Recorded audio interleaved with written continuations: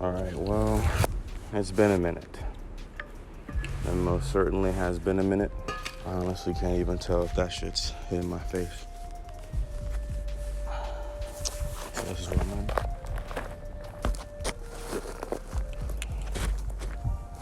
think that should be good, to be honest. Okay, cool. Oh, man. I really fucked up. I messed up a few times just already with trying to do this the way we are today. I forgot the headphone. I forgot the microphones. I forgot the freaking microphones. I charged everything up so fine. GoPro 10 stopped working. I don't know what happened. I was charging it this whole entire time. Come out here and it's not working. Luckily I had the other one, but I gotta return that one soon, so that's annoying. Full week of work. Hadn't been coming in very early, but I had to stay late, so balanced everything kind of out. Last time I was talking, I was in Chino Hills, and I was talking about the editors and Cuffed and what happened with that, and I wasn't even really finished. I was interrupted by a mom and her daughter just having a good time by me. It ended up being from India. She was trying to have her little girl be an actor and everything, so it was very meta, very convenient, because they pretty much eavesdropped on my entire rest of the recording. Also, I don't even think one of the GoPros was recording for at least 15 minutes, which is really annoying, so then I have to like figure that out. The editing is coming along, but I've only edited the first 30 minutes of the first episode, and honestly, I edited the first 30 minutes down to like 16 minutes, which is like cool, but I might be able, wow, see, that's a lot of wind. That audio is gonna be messed up probably. I don't know, I don't wanna think about it. I mean, I should be thinking about it, but I might be able to take like a 10-minute version of it and then save the 6 minutes for the next episode. The only thing I recorded about an hour for that first episode, because so if I can get at least 2, 3, 4, 5, 6 episodes out of that hour span, that'd be dope, because I've done this a few times, and that means that'd be a lot of episodes. All the episodes that I would want them to be like 10 minutes in between each one, at least 8 to 10 minutes, or maybe, I don't know, maybe some of them I'll just have to feel out how long each episode will be, and that might be a good idea. Like, saying that out loud feels like the right thing to do. So yeah, I was talking about Cuff. I left out a lot of things.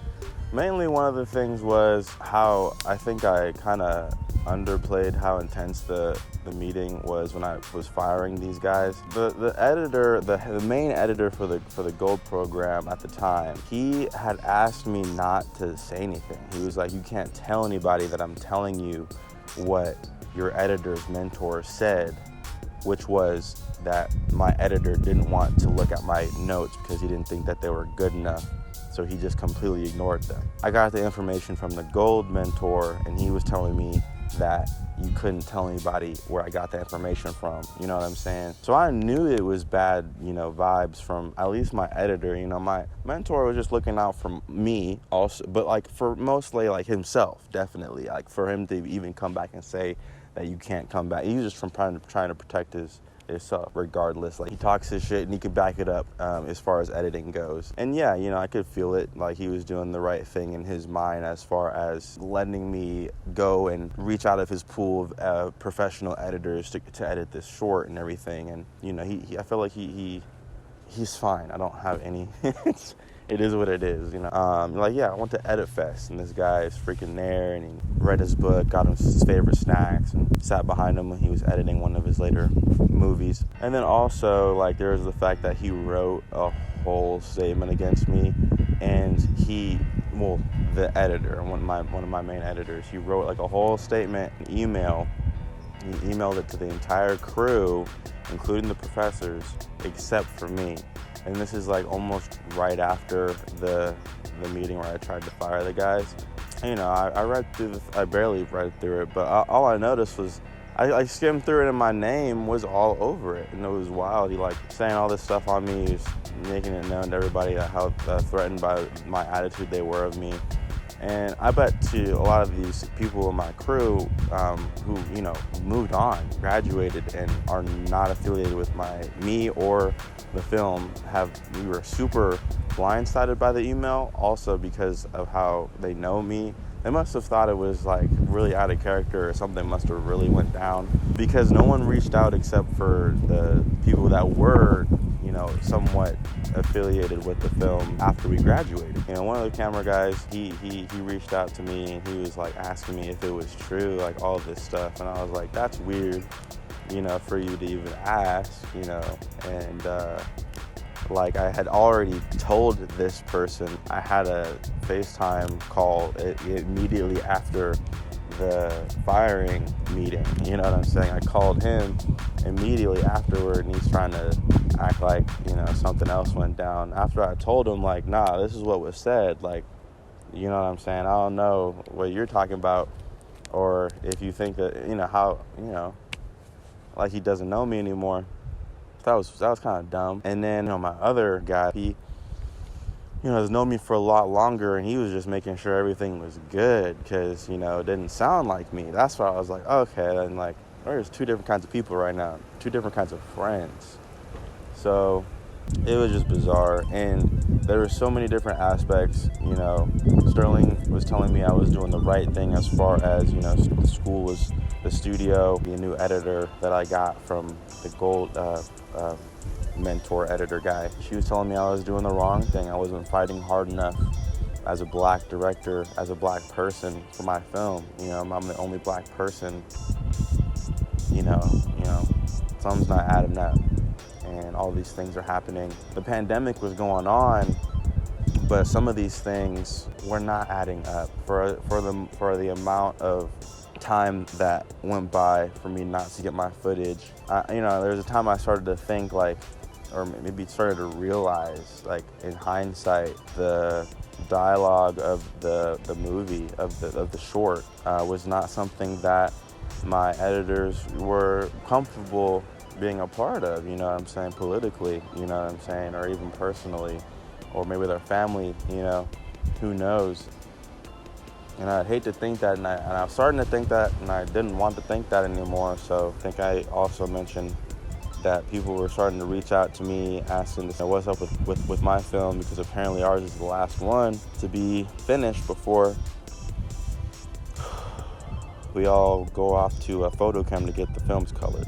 And that was like annoying, because it's already been 3 years. It's not like it's been 3 years because it's been my fault. There's been a pandemic this entire time. But granted, like, it has been a whole situation, and there has been a whole bunch of drama and details that are, quite frankly, nobody else's fucking business. But this is why, this is how I want to express this. You know what I'm saying? Like, I'm doing this for me. I feel like this is how I want to encapsulate, or, you know, capture my expressions and emotions during the times or afterwards, because when I was going through it all, I really could not express this. I couldn't formulate any of this stuff into words, and how I felt, and, you know, what was going on, because just Cuffed is just an aspect. It's just a piece of the pie of the past 3 years, you know. It's just a percentage of the things that I was going through personally as well. That's something I really wanted to get off my chest. Those things specifically I left out, and I was just distracted by the people. It turned out they were from, like, they're fresh off back. Oh, somebody fucking fell off their bike. Shit. I saw that. Usually I don't see that shit, but I saw that one. Yeah, update on those girls, man. So I stopped talking to both of them, just completely. I mean, it wasn't just me.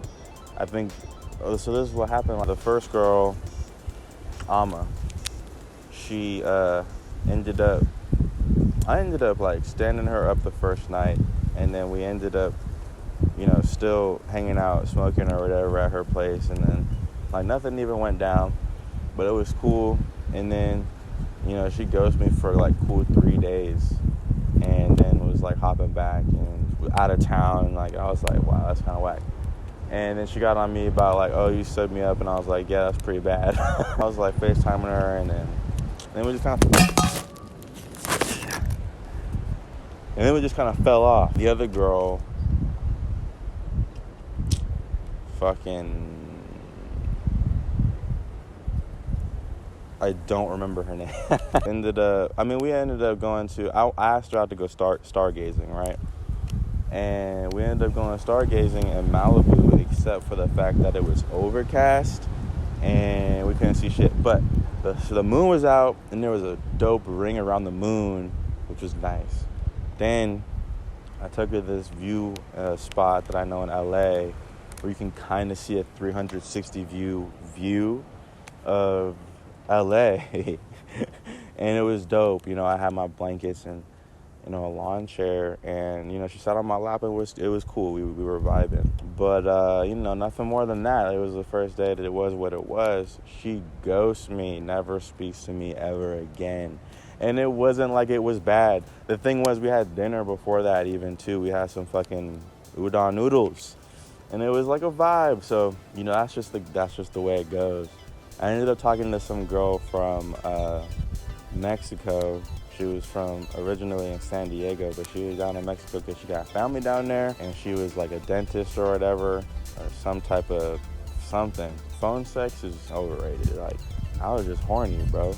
So it is what it is. And we stopped talking because she was in Mexico. Like, I'm not gonna go to Mexico. I'm not gonna go to Mexico. So yeah, on to the next ones.